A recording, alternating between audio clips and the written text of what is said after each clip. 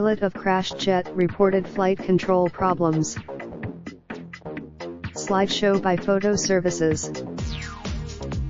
Addis Ababa, Ethiopia. Pilot of the Ethiopian Airlines jet that crashed Sunday reported that he was having flight control problems and wanted to return to the airport, but didn't indicate any other technical faults or other difficulties during the jet's short ascent, according to the carrier's chief. In an interview with the Wall Street Journal, Chief Executive Tewald Gebremariam declined to discuss the flight or the crash investigation further, but said the conversation between the pilot and ground control didn't point to any external issues, like a bird collision, that might help investigators narrow the possible causes.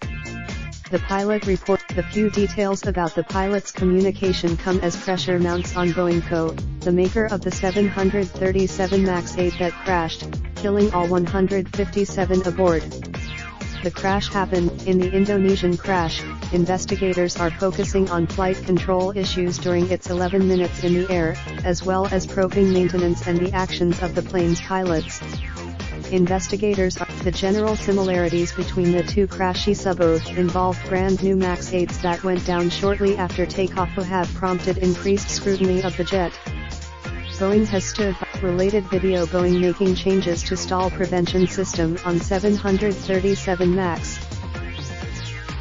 Boeing said it is working on a fix to address some of the flight control issues raised by the Lion Air crash. The US is one of just a few taking that stance. The European Union. Apart from a growing reputational crisis, Boeing faces mounting commercial pressure, too. Lion Air said this accident in Ethiopia has raised further questions that make us want to delay delivery of MAX planes until we can get assurance that they're safe, said Daniel Putut, Lion Air Group's managing director. He said that Norwegian Air Shuttle ASA, one of the biggest 737 MAX customers, with 110 on order, said Wednesday it expects Boeing to compensate it for the financial impact of the suspension. Norwegian Air has, while bigger airlines, with large fleets, have more flexibility to swap out aircraft, smaller carriers are more limited. Compensation. Bernstein research analyst Daniel Roska said Norwegian may lose as much as $46,000 per 737 MAX a day because of the groundings. We have not made any cost calculations at this time as our main priority is to ensure that affected passengers are being taken care of in the best possible way, said Lasse Sandaker Nielsen, Senior Vice President of Communications at Norwegian. The airline said India's SpiceJet Limited said it was cancelling 14 flights Wednesday after its regulator late Tuesday also grounded the plane.